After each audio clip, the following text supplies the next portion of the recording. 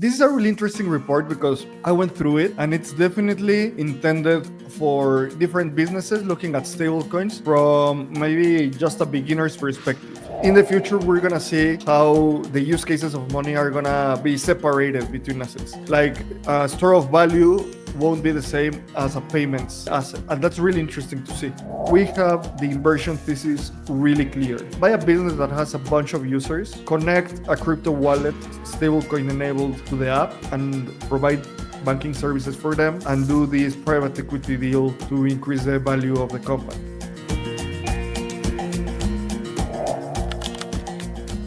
Hello, everybody. Welcome to another episode of Frontera, the podcast where we analyze frontier markets and frontier technologies. I'm Ab, co-founder and CEO of Bando. I'm with my great friend Kush. He's the founder of Odyssea Labs. Kush, you're currently, where are you? You're in Chile, right?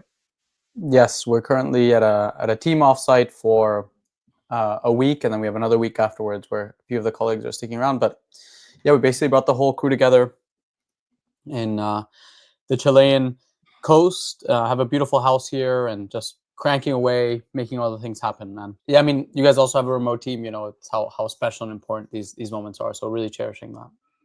Yeah, definitely. How many people are there in Odyssea now? We have 11 who are core contributors, and then we have this like network of about half a dozen satellite contributors is what I call them, who just come in and we plug them into different programs depending on what we need. Amazing, amazing. And dude, show us your new t-shirt. Representing here. This is actually, so this t-shirt is actually a Frontera creation because it was you that told me the Odyssey logo would look great on the Oasis sort of shirt. So and very quickly, you know, I like got a designer to make it happen, reached out to it. Yeah. And I know you've got one as well, but what do you think of the finished product? I think that there's just one thing that you need to add. In the back of the shirt, you should include everything that you've done in 2025. So Odyssea Live 2025, Uniswap House Mexico, Uniswap House Bogota, all of those, and also I don't know, some key updates. I mean, yeah, like tour dates tour. Exactly. As I love it. Yeah. That's awesome. I think that's a very good idea. Yeah. I mean, we're also gonna like a little alpha here for the listeners. Like, you know, the classic Oasis shirts with the football jersey and so on. Yeah. We're gonna be making like a really high-end version of these shirts for Dev Connect. So I'm excited. The next time, anytime that you need merch ideas, call me. Yeah, I have a bunch of them. Exactly. Yeah. Exactly. Dude, so let's start with today's news. We are gonna analyze Bitso's stablecoin report. Also, Inversion from Santi Roel announced their fundraise. Also, we have some product launches and program launches from Odyssea. So let's start first with the Bitso business stablecoin report. This is a really interesting report because I went through it and it's definitely intended for different businesses looking at stablecoins from maybe just a beginner's perspective. And some data that I found interesting about these reports that they just published, I want to come to this first chart. It's a lot of people in business casual attire. Yeah, a lot of business casual, non-AI generated people in business casual attire. So take a look at this. This first chart shows the percentage of volume in Bitso of stablecoins. So as you can see, since July or let's say August last year, it was around of 9.02%, and today, in the most recent date, is 19.54%. This is just a clear indication of how stablecoins are having a lot of traction in the region. And something really important is that we are in a bull market. So technically, people should be trading. But when we analyze the volumes traded in B2B stablecoins versus regular people trying to buy crypto, the trend of volumes in stablecoins is just growing. That's the first key takeaway. How do you see this trend? I mean, do you think what's the cap, or not the cap, but what do you think would be the maximum share stablecoins will have in Bitso in the upcoming years? I think we will reach a point where all of Bitso's value that needs to be pegged to a stable asset will no longer be on anything other than stable coins. So, eventually, this chart specifically, I would need more context into like what specifically they're looking at if this is overall volume, right? Like, I don't think that will, of course, ever be 100%, but I just expect this chart to go up and to the right, essentially, right? One thing, I'd love to see more granular data as well on like what stable coins people are trading too, right? Because is it just USD? Like, do people just want USDC? Do they want MXNB? Do they want BRL1? Like, what is kind of like a large driver of that volume? Because I think that's ultimately what's most interesting, right? I was looking at the BRL1 chart recently, and then it was, yeah, there we go. So here we have stablecoin landscape, volume breakdown by ramp country. This is interesting, and like the fact obviously like makes sense that Mexico is 47%, but on the BRL1 piece, like I was just thinking a lot about the fact that a lot of their volume, if you look at their volume on CoinMarketCap, comes from centralized exchanges, and I'm sure that like they'll keep seeing more and more volume happen on these DEXs. And then the other piece that we'll see happen is more of that happen on chain as well. So I guess overall, it's like not surprising that this is happening. If we see, like, if anything, I'm actually kind of surprised at how slow the growth is compared to like total stablecoin growth over the course of since they started tracking that. Well, how do you feel about kind of overall the data presented here? Well, how I see it is that this chart of volume breakdown by ramp country, I think that we can analyze it and get some key takeaways. So for people that are not watching the video, so 20% of ramps in Bitso business come from the US, 21% from other countries, 47 Mexico, 3% Colombia, 6% Brazil, and 3% Argentina. So a couple of key takeaways here. I think that definitely Bitso is the leader in Mexico by far. They have a market position, a great market position in Mexico, and you can see it in this chart. And I think that this is a great opportunity for other companies in the region to address these markets, because these markets are growing globally, and Bitso has a huge advantage in Mexico, but not a huge advantage elsewhere. Because if they had that advantage, the concentration of volume in different countries that are not Mexico should be more distributed, right? So it makes a lot of sense that 47% is Mexico, 20% is the US, because that remittance flow is huge, and then a lot of different countries scattered. So that's my first key takeaway, meaning that Bitso is in a great position in Mexico, but the market is really, really, really competitive elsewhere. In Brazil, we have Blind Pay, in also other players in Mexico like Kappa, Ripio, Kappa, Ridian, and many others. In Argentina, several other players. So I think that we're in this Cambrian explosion moment for stablecoins, and this is just a matter. It's a proof of that. How important do you feel that, because we've spoken a little bit about like crypto cards, for example, specifically as they relate to Bando in the past. And like I do have this thesis that I think on and off ramping was just going to become less and less relevant, basically. Particularly off ramping, right? So basically it's like you can receive a remittance and immediately you can spend it via some sort of card. I have seen like a really big issue because, for example, I pay a lot of my employees with USDC and they have to spend it in the real world here in Latin America. And one of the big challenges is like transferring money from their USDC deposits to other people, right? And like the only clean-ish solution is saying, oh, you should download one of these like crypto card solutions that allows you to like easily transfer value. And so I'm curious to hear more about what you think of how on and off ramping evolves as crypto becomes more ubiquitous. I think that one of the best systems for on and off ramps, it's basically payments through something like Pix. I recorded a great episode with Thomas, the CEO of BRL1, because something that is really interesting in Brazil is that I think that they cracked the user experience. the adoption of Pix, that this is QR payment system, is gigantic, and a lot of people are using it. So once you have the experience, then you need to define the best way to move money around, and that could be stablecoins. So regarding payments, one of the most important theses that I have is that spending is the best way to off ramp, because just let's analyze that sentence. When we say off ramp, you are implying that there are two parallel systems, and you are removing assets from one system into another, right? So basically, there are two platforms that you need to connect. I think that will disappear, and that will disappear in a sense that it'll be a platform change.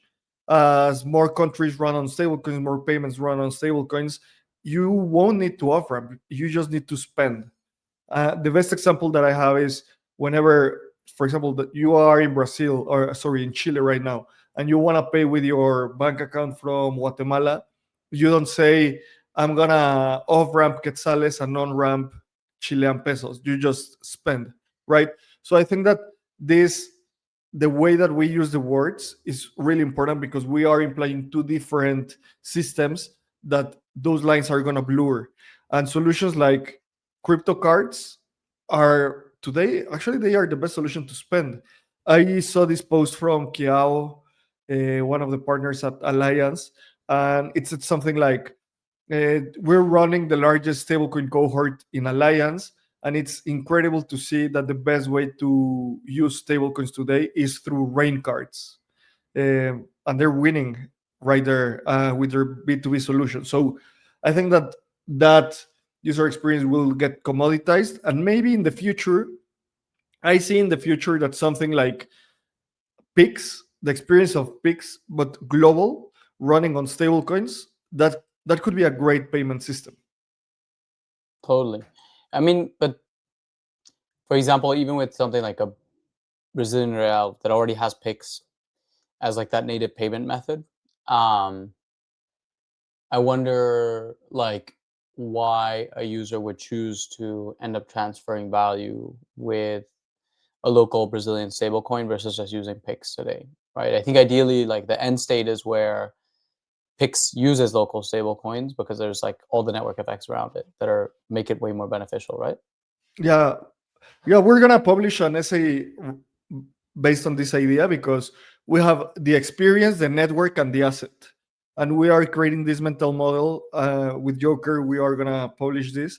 If you think that as a pyramid, basically you need to crack each one, and each one of those levels has different network effects. The experience, Pix is one of the best in the world, like QR payments directed to, like, you just scan something and it's like a payment link through a QR, basically. So that experience is really good, because also after the pandemic, everybody knows how to use a QR. Then the network, or the network right now in Brazil and basically around the world, are networks from the central bank. In Mexico we have SPAY. In other parts of the world they have like local networks, and the asset, they have MXN or their fiat. But if you move the network to a blockchain, the asset needs to move natively to the blockchain. So that's how I see the evolution, and also getting into the fringes of network states. In the future, we're gonna see how the use cases of money are gonna be separated between assets. Like a store of value won't be the same as a payments asset, and that's really interesting to see. That's It's also already kind of the case, right? With like Bitcoin already being that store of value and dollars being the payments in a way. exactly, and I think that'll evolve globally. And dude, I also want to share this chart. Our friends at Minteo showed me this in the stablecoin conference. They have this website that you can go, that it's stats.minteo.com. Minteo is the Colombian peso stablecoin COP M, and look at this growth. So this chart shows transfer value, and basically they were like kind of dormant in the from October last year to May of this year. In May of this year, they processed $4 million in transactions. June, $27 million. July, $135 million. August, $214 million. And up to date in September, they have $106 million in transfer value. So this is another example of how local stablecoins are ramping up.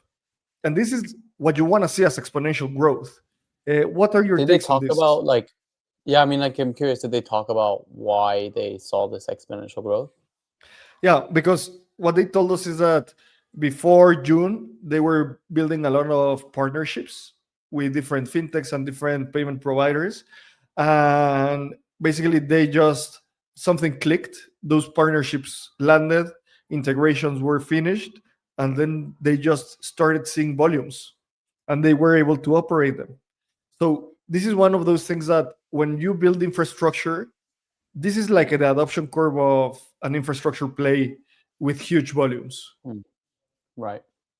Yeah, I mean, I think I think if you were to perhaps overlay even the price of, I don't know, Bitcoin on top of this chart, I'd be curious to see, right? And how much of this was on chain versus off chain? I guess this says Polygon, right? So I guess it's all on chain.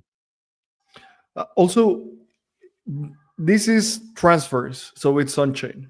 Right. Yeah. Because if you see the circulating supply, they only have $500,000 tokenized. So the velocity of money of those $500,000 is super impressive. Yeah, because exactly, it's not that much volume per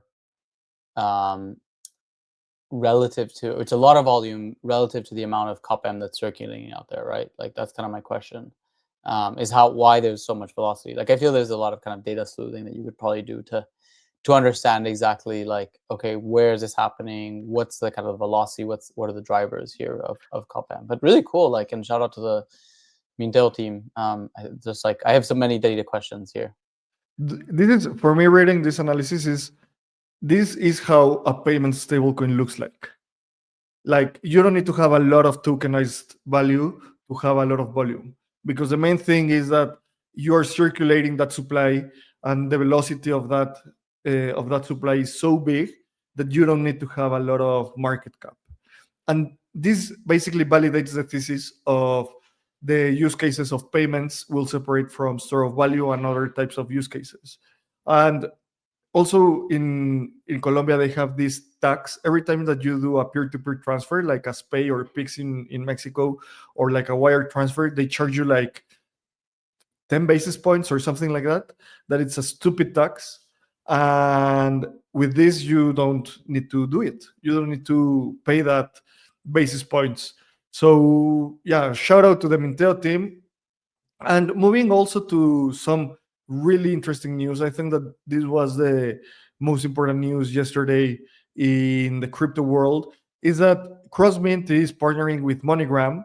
And the partnership is that through CrossMint, users at MoneyGram are going to be able to receive and save in USDC and cash out in their local currency when needed. So this is one of the largest remittances companies implementing stablecoins through CrossMint. I think that this is a really exciting partnership, because this is the moment where, or we've been seeing it for the last months, but one of the takes that I had at Bitso Stablecoin Conference in the panel that I moderated, is that the board of every company 1.5 years ago went to their CEOs and said, "What's your AI strategy?" And everybody was super hyped about AI. And I think that right now in the financial industry, boards are coming to CEOs and telling them, "What's your stablecoin strategy?" So this is another data point that I feel it feels bubbly, because there's a lot of excitement, there's a lot of energy, and there's a lot of movement. And the value proposition for stablecoins is already materializing, but the end state, we're not there yet. What do you think, Kush? Yeah. No, I fully agree. I mean, I think there's just it goes back to our earlier point around basically crypto is just going to be spendable, right? And we've created this massive opening of the gates where you can essentially just obfuscate a lot of the off-ramping. I do think on-ramping is going to end up being like a really interesting space. And I think it'll just be, okay, well, how do we get as many people into this system? My bet is actually a lot of the, like, again, these big banks, institutions are actually just going to on-ramp straight into crypto instead of having to go and just onboard all their user funds into crypto, right? What do you think is currently, let's take, I don't know, let's take a bank in Mexico. How does that bank end up relying solely on stable coins to move all of its balance sheet around? Well, I think that it's a matter of infrastructure. Again, when you Yeah. build that, like when you abstract all the complexities of the blockchain, there's a lot of opportunities to build really, really cool products. For example, when I working at a big crypto company, when I was at Bitso, we didn't want it to anyone else to run our nodes, which is kind of like that's a stupid idea. That's like having your own on-premise server instead of AWS. But back then, the infrastructure was not that great, and that infrastructure change, it's super painful. And it's the same thing for banks. If we are able to abstract that layer of the blockchain, and there are a lot of different technology companies trying to do that. And dude, I want to show you some of the fine print of the CrossMint and MoneyGram partnership. Yeah. First, they're launching a new MoneyGram app powered by CrossMint. So they are enabling, I assume, like wallets. I don't know if you remember, but a couple of months ago, CrossMint launched this like wallet kit, like the privy portal, basically wallet infrastructure. So I think that this is one of the first implementation, and might be the only one that they need to have huge clients. The user is going to be instantly receive remittances and save in USDC, cash out in local currencies. First launching in Colombia, then again, frontier markets in stable coins are huge, then expanding through LatAm with additional financial services in their way. Also partnership with Circle and Stellar. I have a crazy prediction, or I don't know if it's crazy, but I see MoneyGram buying something like CrossMint in the next 12 months. You remember when PayPal started doing some work at crypto, and a couple months later they bought Curve, the custodian that was the competition for Fireblocks? That's going to happen. And we're going to see the same thing with Remitly. We're going to see the same thing with different remittances companies. So this is super exciting for everyone building in stablecoins and crypto today in the region. Yeah. Yeah, and it's also interesting that like Stellar is sort of the partner as well, and where all this will happen too, right? It's like, I think that's my take is a lot of these chains are going to end up essentially becoming obsolete unless they find their niche, And I mean, I think really interestingly, we don't have this on the docket, but like Tempo launched since we last spoke. Like Tempo launched, and now we have Arc, and now we have Stable and Plasma, and all these other like chains. And everybody seemingly is going for the same narrative. I think Stellar is actually like the payments narrative is quite cemented. So it's notable that like specifically Stellar is the one that's going to be handling a lot of this volume, and I think that that's great. I mean, if you just get like one massive client, so long as you can monetize on it appropriately and build out more use cases from there, I think there'll be a lot. But I don't know. I'm personally really excited by, again, if we remove the off-ramping need, and then the on-ramping becomes, look, you don't need to on-ramp because basically we just convert everybody's fiat into local stable coins, for example. I think that's a desirable future, I would say. Yeah, really, the connection between also, I mean, if they're launching in Colombia, if I were Minteo, I would be like knocking at their door today, because those could be huge volumes. And the stellar thing is that they landed the partnership with MoneyGram several years ago, and well, that was a genius move. And I don't know how that bidding process went, but they win it. And it's kind of crazy to look at that and see. This is one of the things that we need to look and take our crypto native hats off and just analyze the business. Because as crypto natives, we say like, oh, but Ethereum or Base has such better infrastructure and DeFi, or Solana. well, who cares? They landed the client. They landed the one of the largest remittance companies in the world. So it's like, let's fucking go. Let's compete, right? So I think that that's really important for us to always remember. Remove our crypto native hat and put on our founder business hat, because we're here to create an impact, not to play around with technology, or not just to play around with technology. Yeah. I mean, I think the MoneyGram people probably aren't aware that Base is launching a network token, and I don't think they could necessarily care Yeah. more about that, right? Rather they're just like, look, we have this problem. Can you make it cheaper, faster? Yep, go for it. I think that's generally how the non-degens out there are looking at a lot of this stuff. Perfect. So let's move to the final news in the docket. First one, shout out to Santi Roel, a friend of the pod and the newsletter. They Inversion Capital announced a 26.5 million seed raise led by Dragonfly. And I mean, this is really exciting to see. I think that we have the inversion thesis really clear.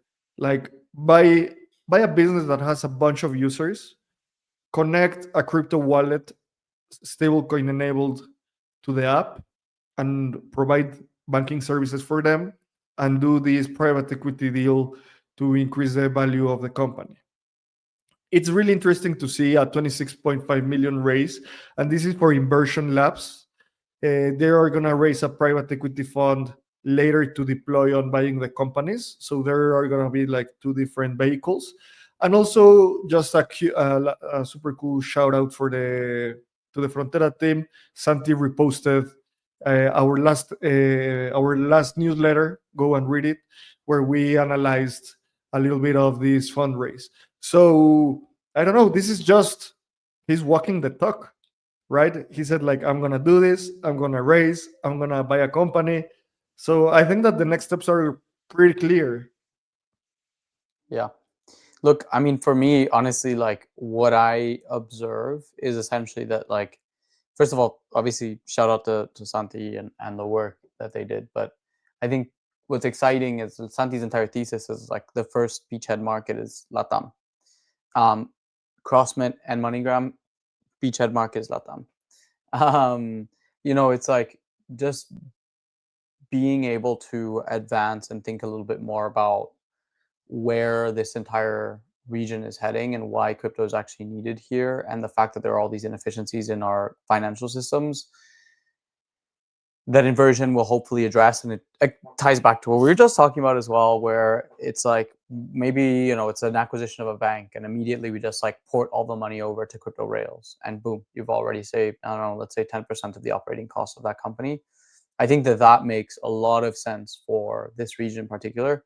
I'm actually surprised. Like, the funding round is actually substantial. I thought that included partially some amount for the private equity play. So I'm excited to see like how much they actually end up netting, because I think a lot of these businesses are very substantial, and acquiring a business here in the region, there isn't like that much M&A activity usually. So whatever that first acquisition ends up being, I'm sure it'll be exciting to follow. And I think it does really validate a lot of our thesis too, right? And I'm curious, like, how you think about how is LatAm better off and closer to being a crypto native region now that Inversion has gone on to raise $26 million? Well, I think that how I see it is that we need users. Like, the technology is there. I love in the history of the internet this Mosaic moment. Mosaic was the browser that Mark Andreessen created. Basically, the thing that thing did was it created a graphical user interface that was friendly for people to use the internet, instead of just going into like a dark screen and navigating. Like, if you were a hacker, then you have like a GUI and people were able to navigate the web. The moment Mosaic went on, like, the internet adoption skyrocketed, and the metric to see that was the number of new sites created every day. So basically, it was a matter of how people interact with the play or with the technology. And then again, is this like pyramid, this mental model that we're building, that is first you start with the experience, then you go with the asset, and finally you deploy on the network. So I think that the way Santi is approaching this is that the experience is so important that you need to make it completely abstracted to the user. And why a telecom company is so important for it is because uh, mobile top-ups are the third most used transaction in banking apps in Mexico. There are millions of dollars of people doing mobile top-ups every day, and they need to do it through some UI, right? And if you to that UI you implement something like, oh, you want to save, deposit here. I think it's an obvious play. The matter is how to build that user base. And I'm really excited. I think that there are going to be a lot of opportunities for different companies to partner with Inversion, and he's one of the leading builders in the space. And just excited to see how this evolves. Totally. I mean, I feel like private equity plays are usually, they're generally relatively obvious plays, right? The moat there is always the capital, right? And I think Santi's like background and network will be the unlock there. But no, exciting, and let's follow along, see what comes up there. Yeah, and dude, final news. This is time for you to tell us about the next program that you're launching. Yes. So we just launched Acelera, which is essentially a program where the objective is to accelerate the leading crypto and AI founders. What I'm really happy about is we launched this with Founder School that is incubated within Protocol Labs, with the Ethereum Foundation's founder success team as well. They're very excited to sort of figure out how they can support a lot of leading Ethereum builders. We have Mantle and Agora, Dune, Alchemy, Founders Forge as well, which is another part of the Protocol Labs team. And just like the roster of partners that we have here for me is really, really exciting. It essentially just means that we can now really take a very concerted effort towards saying, who are the people who are doing a great job of advancing Ethereum, regionally, and then give them all the right resources.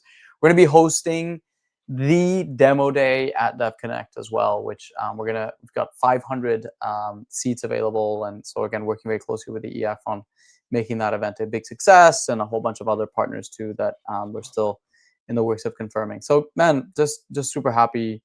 I think I'm curious, like I actually want to talk to you a little bit about this because you're a great founder, but Latin American founders, truly, technically heavy founders, I think we need more, basically, right? Because I think that's ultimately what makes like people the most defensible, is having this like cracked engineering background, right? Or a really, really strong, very niche network. I'm curious, like how you perceive a lot of the like founder networks here in the region, generally speaking. Well, I don't think that there are a lot of founder networks in the region. And Yeah. I think that the main challenge that we have in the region is moving people from hackers to founders. And Yeah. when I say hackers, I don't mean only like devs, but I don't know. We've interacted with a lot of people in the region, and we have a problem that a lot of people, like, the level of enthusiasm and professionalism is not at the same point. There are a lot of people with a lot of enthusiasm, but when you talk about business, they lack skills. And I think that you can see that even with people leading some teams at important companies, you cannot talk business with them. It's hard. The thing is that that gap can only be solved with more people building companies, because it's a compounding effect. If a couple of people come out of Nubank and they start a crypto company or a crypto startup, they'll have the product school of Nubank, right? The same thing at Bitso, the same thing at Binance. So I think that's why it's super important to see like the trajectory of the founders. And also, one thing that I'm really worried about is that some people, some founders and this is something that I've learned like the hard way. we need to price our work what it's worth, because some companies are used to pay like so little for the region, and we do so much, that we need to understand that as founders, the technology and the products that we build are $1 billion companies. And if the founder doesn't understand that, they won't price their product in the right way. So I think that there's a lot of, I think that Acelera is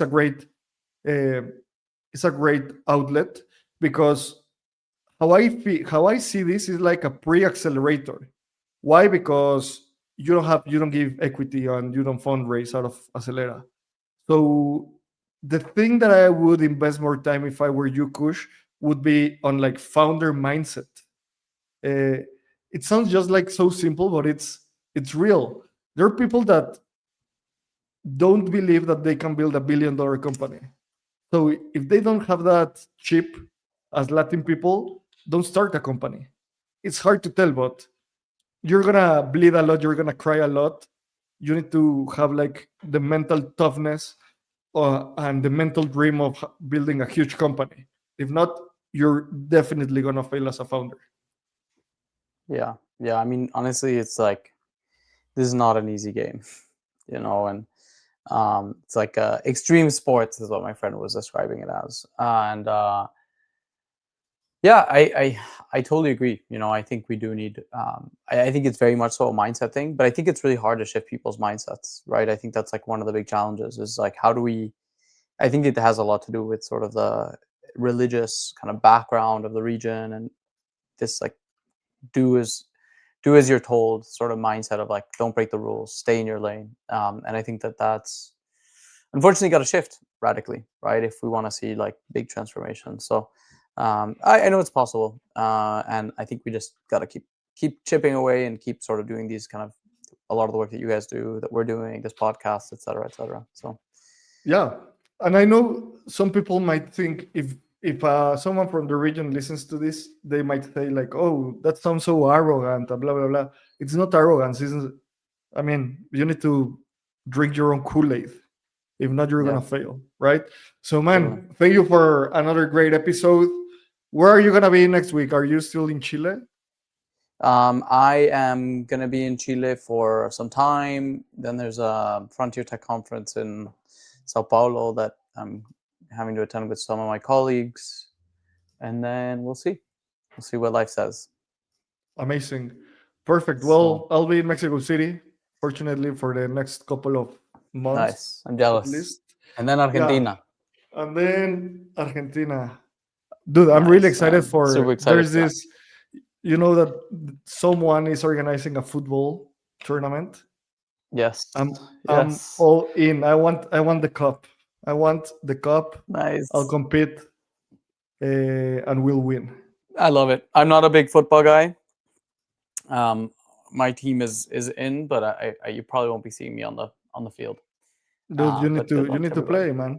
But well, thank you I for might. another great Yeah. episode, and see you in Argentina, bro. Or I don't know if you'll come to Mexico before, but see you soon. Take care. Bye bye. Peace. Ciao.